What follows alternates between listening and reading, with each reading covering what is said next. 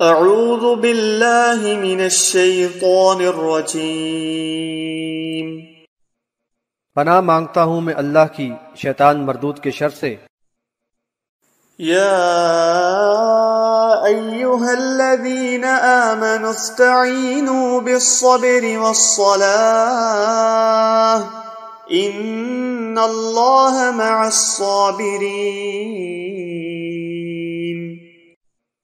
اے ایمان والوں، صبر و صلات کے ذریعے مدد حاصل کرو، یقیناً اللہ صبر کرنے والوں کے ساتھ ہے۔ حاشیہ نمبر 143۔ صبر کے لغوی معنی رکنا یا روکنا ہے، یعنی ایک مومن شدید تکلیف اور پریشانی میں اپنے اوپر قابو رکھے اور کسی ناجائز اقدام سے باز رہے۔ صبر سے قوت و برداشت پیدا ہوتی ہے، اور ہاتھ، زبان اور جذبات پر قابو رکھنا صبر کے ذریعے ہی ممکن ہوتا ہے۔ پچھلی آیت میں ذکر و شکر کی تلقین تھی، اور یہاں صبر و صلاح سے تقویت حاصل کرنے پر زور دیا جا رہا ہے۔ دراصل صبر و شکر مومن کی لازمی اور پسندیدہ صفات ہیں، بالخصوص منصب خلافت پر فائز ہونے والی جماعت کے افراد کے لیے تو یہ از حد ضروری ہیں، تاکہ ہر قسم کی آزمائش میں ثابت قدم رہ سکیں، نہ تو پریشانی اور مصائب میں قدم ڈگمگائیں اور نہ فراقی و فراوانی کے دور میں آپس سے باہر ہو کر دنیا کی رنگینی میں محو ہو کے رہ جائیں۔ صہیب رومی رضی اللہ عنہ روایت کرتے ہیں کہ رسول اللہ صلی اللہ علیہ وسلم نے فرمایا کہ مومن کا عجیب ہی معاملہ ہے، اس کے ہر معاملے میں اس کے لیے خیر ہے، اور یہ بات کسی اور کے ساتھ نہیں۔ جب وہ خوشی و خوشحالی سے دوچار ہو تو شکر کرتا ہے، یعنی اللہ کے ہاں اجر ملتا ہے، یہ اس کے لیے خیر کا باعث ہوتا ہے، اور اگر اسے کوئی تکلیف پہنچتی ہے تو صبر کرتا ہے، یعنی اس کو اجر ملتا ہے، یہ بھی اس کے لیے خیر کا باعث ہوتا ہے۔ بحوالہ مسلم۔ صبر کرنے والا اللہ پر توکل کرتا ہے اور مصائب و مشکلات میں بھی مایوسی کا شکار نہیں ہوتا۔ صلاح کے ذریعے مومن کو اپنے رب سے تقرب حاصل ہوتا ہے اور ایمان میں تازگی پیدا ہوتی ہے۔ اس طرح صبر و صلاح مومن کے ایمان اور حوصلے میں تقویت کا باعث ہوتے ہیں، اور اس کے سیرت و کردار میں پختگی اور عزم پیدا کرنے میں ممد و معاون ہوتے ہیں۔ صبر مومن کے اندر اعلیٰ اخلاق اور احسان کے اوصاف کو ابھارتا ہے، اور اس کی سیرت میں عز و انکسار اور وقار و تمانیت کے پہلوؤں کو پروان چڑھانے میں معاون ثابت ہوتا ہے، اور یہ عباد الرحمن کے اوصاف ہیں۔ بحوالہ سورۃ الفرقان آیت نمبر 63۔ کسی کی زیادتی پر صبر سے کام لیتے ہوئے عفو درگزر سے کام لینا اور غصے کو پی جانا احسان کی صفت ہے جو اللہ تعالیٰ کو محبوب ہے۔ بحوالہ سورہ آل عمران آیت نمبر 134۔ مومن داعی حق ہوتا ہے، اور دعوت کے مختلف مراحل میں صبر کا ہتھیار بہت ہی مؤثر اور کارآمد ہوتا ہے۔ بحوالہ سورہ لقمان آیت نمبر 17۔ صبر کے بغیر جذباتیت کا غلبہ اور حکمت و موعظت کا فقدان ہوتا ہے، زبان کے بے لگام ہونے کا اندیشہ ہوتا ہے، اور بہت سی برائیوں کے امکانات پیدا ہو جاتے ہیں۔ لیکن صبر ان شیطانی محرکات کا سد باب کرتا ہے۔ اس طرح یہ تزکیہ نفس کا مؤثر ذریعہ اور دعوت حق میں خاطر خواہ کامیابی کی ضمانت ہے۔ قرآن میں اس صفت کے حاملین کے لیے ذو حظ عظیم، یعنی بڑے نصیب والے کے الفاظ آئے ہیں۔ بحوالہ سورہ حامیم سجدہ آیت نمبر 35۔ مومن کے سپرد دعوت حق اور اصلاح احوال کا جو اہم مشن ہے، اس کے لیے صبر اور حلم و اناہ کے اوصاف ضروری ہیں، اور یہ ذکر و شکر اور صلاح بالخصوص صلاۃ اللیل کے ذریعے ابھارے جاتے ہیں۔ چنانچہ قرآن و حدیث میں اس کی بڑی تاکید کی گئی ہے۔ مومن صبر و وفا کا پیکر، اللہ کی راہ کی مشکلات خندہ پیشانی سے برداشت کرنے والا، دل میں اللہ کی یاد اور تشکر کے جذبات اور زبان پہ حمد و ثنا کے ساتھ ہمہ وقت اپنے رب سے تعلق قائم رکھنے والا ہوتا ہے۔ پھر اس کا رب اس کے ساتھ بھلائی کا معاملہ کیوں نہ کرے گا؟ نہ صرف یہ بلکہ اس کی عنایات و نوازشات بھرپور طریقے سے اس کے شامل حال ہوں گی، اور شیطان کا وار اس پر خالی جائے گا۔ وَلَا تَقُولُوا لِمَن يُقْتَلُ فِي سَبِيلِ اللَّهِ أَمْوَاتٌ بَلْ أَحْيَاءٌ وَلَكِن لَّا تَشْعُرُونَ۔ اور جو لوگ اللہ کی راہ میں مارے جائیں انہیں مردہ نہ کہو، بلکہ وہ زندہ ہیں، لیکن تمہیں ان کی زندگی کا شعور نہیں۔ حاشیہ نمبر 144۔ یہاں شہداء کی عزت افزائی اور تکریم کے طور پر یہ فرمایا گیا کہ ان کو مردہ نہ کہو، یہ تو زندہ ہیں، البتہ تمہیں ان کی زندگی کا شعور نہیں۔ ایک طرف تو اس کا یہ مفہوم ہے کہ انہوں نے اعلیٰ ترین نصب العین یعنی اللہ کے دین کی سربلندی کے لیے اپنی جان کا نذرانہ پیش کیا ہے اور اس طرح حیات جاویدانی حاصل کر لی ہے، لیکن ان مفاد پرست اور بزدل منافقوں کے ذہن تو زندگی کے اصل مقصد سے بھی ناآشنا ہیں۔ دوسری طرف قرآن و حدیث میں اس کی مزید وضاحت ملتی ہے۔ قرآن ثابت کرتا ہے کہ شہید شہادت کے بعد براہ راست جنت میں داخل ہو جاتا ہے، بحوالہ سورہ یاسین آیت نمبر 26۔ سورہ آل عمران میں بتایا گیا کہ وہ اپنے رب کے پاس زندہ ہیں اور ان کو رزق مل رہا ہے، بحوالہ سورہ آل عمران آیت نمبر 169۔ صحابہ کرام رضی اللہ عنہم نے جب سورہ آل عمران کی اس آیت کی وضاحت چاہی تو رسول اللہ صلی اللہ علیہ وسلم نے اس کی وضاحت کرتے ہوئے فرمایا کہ شہدائے احد کی ارواح کو اڑنے والے جسم دے دیے گئے ہیں اور وہ جنت کے باغات میں سیر کرتے اور میوے اور پھل کھاتے ہیں اور پھر عرش الہی سے معلق قندیل نما گھروں میں آرام کرتے ہیں، بحوالہ مسلم۔ اسی طرح غزوہ بدر میں حارثہ بن سراقہ رضی اللہ عنہ کی شہادت پر نبی صلی اللہ علیہ وسلم نے ان کی والدہ رضی اللہ عنہما کو بتایا کہ حارثہ رضی اللہ عنہ جنت الفردوس میں ہیں جو سب سے اعلیٰ جنت ہے، بحوالہ بخاری کتاب الجہاد والسیر۔ قرآن کی آیات اور صحیح احادیث نے یہ واضح کر دیا کہ شہداء کی زندگی برزخی زندگی یعنی عالم برزخ کی زندگی ہے، نہ کہ دنیاوی قبر میں جسد عنصری کی زندگی۔ اسی لیے دنیا والوں کو اس زندگی کا شعور و ادراک نہیں ہے، لہذا اس آیت میں بیان کردہ شہداء کی زندگی کو حیات فی القبر کے لیے دلیل بنانا بے جواز ہے۔ مزید تفصیل کے لیے ملاحظہ ہو سورۃ البقرہ آیت نمبر 28 کی تشریح۔ وَلَنَبْلُوَنَّكُمْ بِشَيْءٍ مِّنَ الْخَوْفِ وَالْجُوعِ وَنَقْصٍ مِّنَ الْأَمْوَالِ وَالْأَنفُسِ وَالثَّمَرَاتِ وَبَشِّرِ الصَّابِرِينَ۔ اور ہم تمہیں کسی قدر خوف، بھوک اور مال و جان اور پھلوں کے نقصان سے ضرور آزمائیں گے، اور بشارت دے دو صبر کرنے والوں کو۔ الذين إذا أصابتهم مصيبة قالوا إنا لله وإنا إليه راجعون، جن کا حال یہ ہے کہ جب ان پر کوئی مصیبت آتی ہے تو کہتے ہیں کہ بے شک ہم تو اللہ ہی کے ہیں اور اسی کی طرف لوٹنے والے ہیں۔ حاشیہ نمبر 145۔ قرآن و حدیث نے واضح کیا کہ اللہ تعالیٰ ایمان والوں کو شدید آزمائش کے مرحلے سے گزارتا ہے تاکہ ان میں صبر کی صفت ابھرے، ایمان میں پختگی ہو اور وہ عزم و ہمت کے ساتھ حق و باطل کی کشمکش و مارکہ آرائی اور ناسازگار حالات میں مصائب و مشکلات کو خندہ پیشانی سے برداشت کریں اور شدید ترین مراحل اور جہاد و قتال میں ثابت قدم رہ سکیں۔ مکی زندگی کے جور و ستم اور ایذاؤں کے مرحلے سے گزر کر مہاجرین تو زیادہ سخت آزمائشوں کے لیے ذہنی طور پر تیار ہو گئے تھے، لیکن مدینہ میں کچھ منافقانہ ذہن رکھنے والے بھی ایمان والوں کی صفوں میں شامل ہو گئے تھے۔ چنانچہ انصار و مہاجر سب کو ہی آگاہ کیا جا رہا ہے کہ ایمان والوں کو جانی و مالی آزمائشوں سے ضرور گزرنا ہوگا تاکہ ان کے صبر کا امتحان ہو اور کھڑے اور کھوٹے کی تمیز کر لی جائے۔ صبر کے امتحان میں کامیاب ہونے والوں اور آزمائش میں پورا اترنے والوں کے لیے خوشخبری ہے۔ ان کے صبر اور اللہ پہ توکل کی شان یہ ہے کہ وہ مصیبت و پریشانی اور نقصان پر مایوسی کا شکار نہیں ہوتے، بلکہ انا للہ و انا الیہ راجعون پڑھ لیتے ہیں، اور اس طرح وہ اس شعور و یقین کو تازہ کر لیتے ہیں کہ ہمارا جینا و مرنا، دکھ اور سکھ اور نفع و نقصان سب کچھ ہمارے پروردگار کے ہی ہاتھ میں ہے، اور ایک دن جواب دہی کے لیے اسی کے سامنے پیش ہونا ہے، اور ہماری کامیابی یا ناکامی بالآخر اسی کے فیصلے پر منحصر ہوگی۔ لہذا اللہ کی رضا اور مغفرت کا حصول ہی ان کی زندگی کا مقصد بن جاتا ہے، اور پھر ان کی زندگی کا پہیہ اسی محور کے گرد گھومتا ہے۔ نبی صلی اللہ علیہ وسلم نے کسی نقصان کے موقع پر انا للہ و انا الیہ راجعون کے ساتھ اللہم اجرنی فی مصیبتی واخلف لی خیرا منہا پڑھنے کی بھی تلقین فرمائی ہے، بحوالہ مسلم۔ اولئک علیہم صلوات من ربہم ورحمہ واولئک هم المہتدون۔ یہی لوگ ہیں جن پر ان کے رب کی طرف سے لطف و عنایات اور رحمتیں ہیں، اور یہی ہدایت پر ہے۔ حاشیہ نمبر 146۔ یہ اللہ کی عطا کردہ ہدایت پا لیتے ہیں اور اس کی رحمتوں کے حقدار ٹھہرتے ہیں۔ صلوات جمع ہے صلاح کی، اور اس کے معنی ہے رحمت۔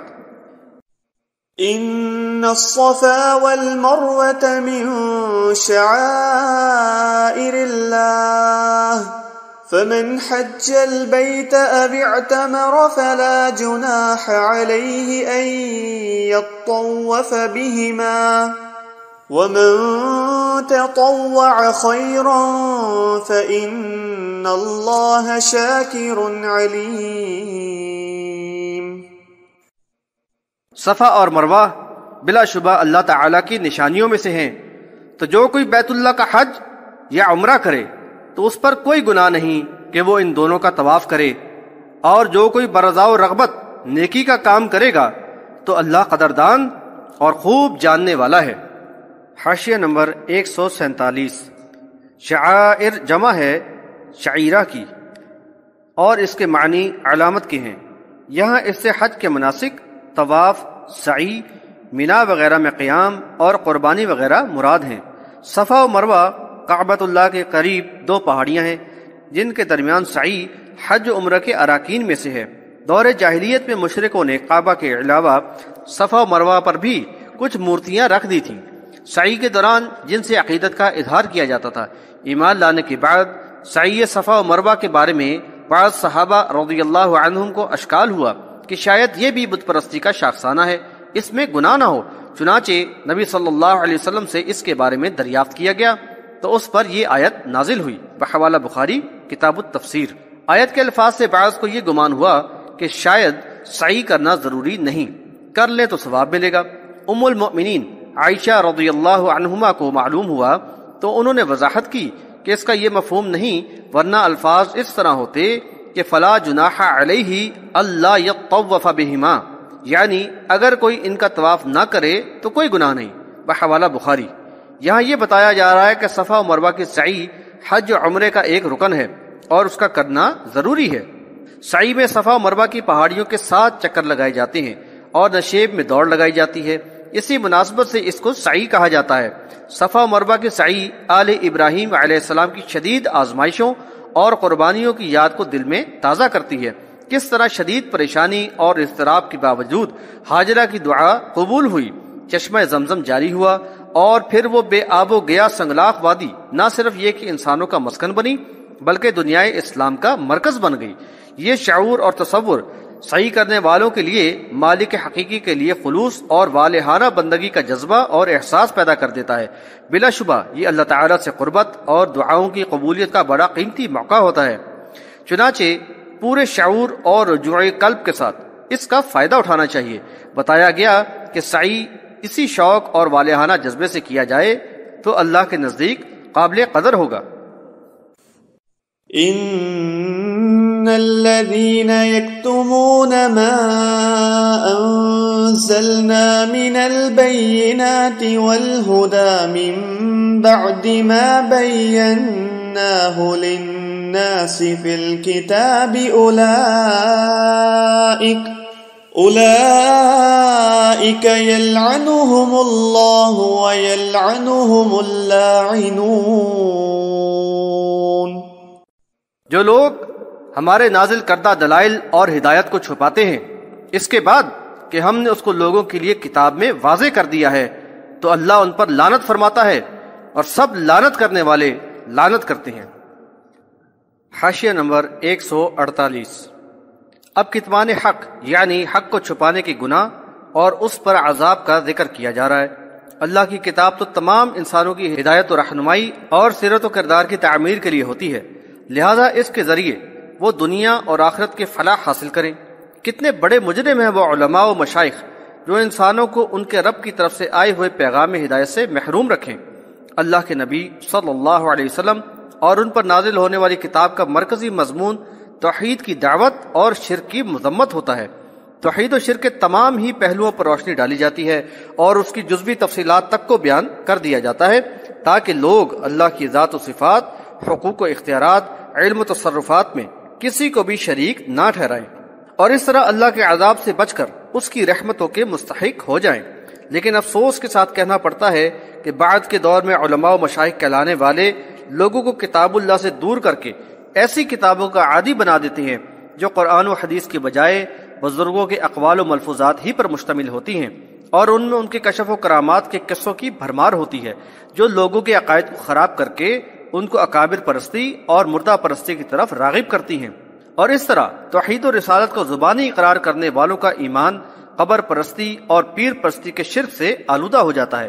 پھر لوگ انبیاء علیہ السلام اور اللہ کے نیک بندوں یہاں تک کہ نام نہاد بزرگان کی محبت و عقیدت میں اس قدر غلو کا شکار ہو جاتے ہیں کہ شرک کی تمام حدود سے تجاوز کر جاتے ہیں اور بالآخر کتاب اللہ اور اس کی ہدایت سے اپنے آپ کو بے نیاز سمجھنے لگتے ہیں۔ یہ علماء اور مشائخ جن کی زندگی کا مقصد ہی دنیا کے مفادات کا حصول ہوتا ہے اس صورتحال سے خوب فائدہ اٹھاتے ہیں، اور اس پہ کچھ بحث آیات نمبر 174 تا 176 میں بھی کی گئی ہے۔ کیسی بد نصیبی کی بات ہے کہ یہ کلمہ گو امت بھی اس مرض میں مبتلا ہو کر رہ گئی ہے۔ إِلَّا الَّذِينَ تَابُوا وَأَصْلَحُوا وَبَيَّنُوا فَأُولَئِكَ أَتُوبُ عَلَيْهِمْ وَأَنَا التَّوَّابُ الرَّحِيمُ۔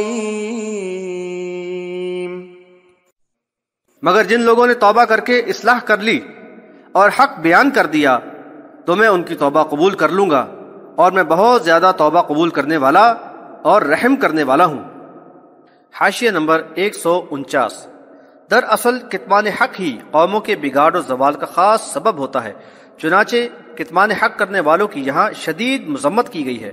اللہ نے اپنی کتاب میں جو کچھ لوگوں کے ہدایت کے لیے نازل فرمایا اس پر انہوں نے کتمان حق کا پردہ ڈال دیا، اور پھر دین حق پر اپنا گھڑا ہوا یعنی تصوف اور کفر و شرک سے آلودہ دین مسلط کر دیا۔ لوگوں کو گمراہ کرنے والے اللہ کے راستے کے یہ راہزن اور بنی نوع انسان کے دشمن اللہ کی لعنت اور تمام لعنت کرنے والوں کی لعنت و پھٹکار کے مستحق ہیں۔ البتہ اس فعل شنیع و خبیث کے مرتکب افراد میں سے کسی کو اگر توبہ و اصلاح کی توفیق مل جائے تو اس کے لیے لازم ہے کہ وہ اس بات کو جسے اس نے چھپایا تھا اب پوری طرح واضح کر دے، بلکہ بہتر تو یہ ہوگا کہ جس طرح پہلے کفر و شرک پھیلانے میں فعال و سرگرم تھا اسی طرح سرگرمی اور گرم جوشی سے اب دین حق پھیلانے میں لگ جائے، اور بالخصوص اپنے حلقہ اثر میں صورتحال کو پوری طرح واضح کر کے ایمان کے ساتھ اخلاص کا ثبوت دے تو اس کے لیے اللہ کی مغفرت اور رحم و کرم کا وعدہ ہے۔ ان الذين كفروا وماتوا وهم كفار اولئك عليهم لعنة الله والملائكة والناس اجمعين۔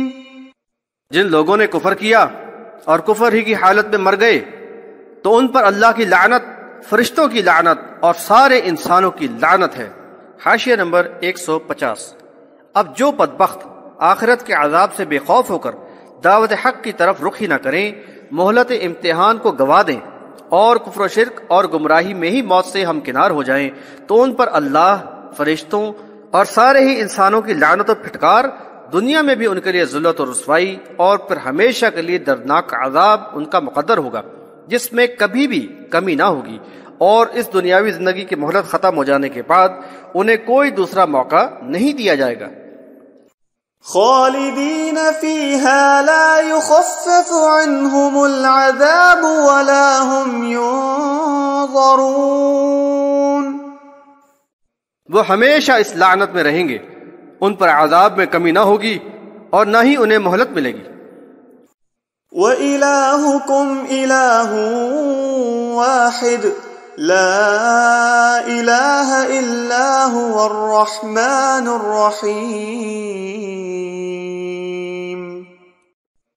اور تمہارا الہ تو وہی اکیلا الہ ہے، اس کے علاوہ کوئی الہ نہیں، وہ بہت ہی مہربان رحم کرنے والا ہے۔ حاشیہ نمبر 151۔ یہ ہے وہ جوہری پیغام حق جس کا کتمان کیا جاتا رہا ہے۔ اللہ کی وحدانیت اور اس کے رسول محمد صلی اللہ علیہ وسلم کی رسالت پر ایمان رکھنے والے کا قلب و ذہن تو شیشے کی طرح شفاف ہوتا ہے۔ وہ اپنی مشکل و مصیبت میں اللہ ہی سے سوال کرتا اور اسی پر توکل کرتا ہے۔ صحابہ کرام رضی اللہ عنہم ایسے ہی ایمان والے تھے، اللہ تعالیٰ نے ان کے ایمان کی قدر کی اور ان کو دنیا اور آخرت کی فراو کامرانی سے نوازا گیا۔ لیکن جب یہ کلمہ گو امت ان پیشہ ور علماء و مشائخ کے جال میں پھنس کر کتاب اللہ کی ہدایت سے دور ہوئی تو اس توحید اور رسالت کے قراری امت نے اللہ کے شریک اور مد مقابل بنائے، مخلوق کو خالق کا ہم پلہ قرار دیا۔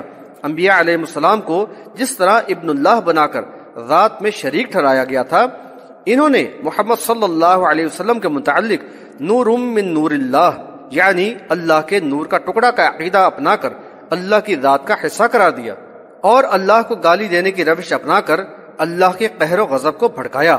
نبی صلی اللہ علیہ وسلم اور اولیاء کے عالم الغیب ہونے کا عقیدہ اپنا کر ان کو اللہ کی صفت میں شریک کر کے قرآن کی آیات کا مذاق اڑایا، پھر مردوں کو داتا مشکل کشا قرار دے کر کتاب اللہ کا صریح انکار کیا۔ الغرض کتمان حق کے بعد یہ قرآن و حدیث کو ماننے کے دعوے دار اور اپنے آپ کو مسلم کہنے والی امت ہر اس کفر و شرک کی مرتکب ہو گئی جو ان سے پہلی امتوں پر اللہ تعالیٰ کے شدید عذاب کا سبب بنا تھا۔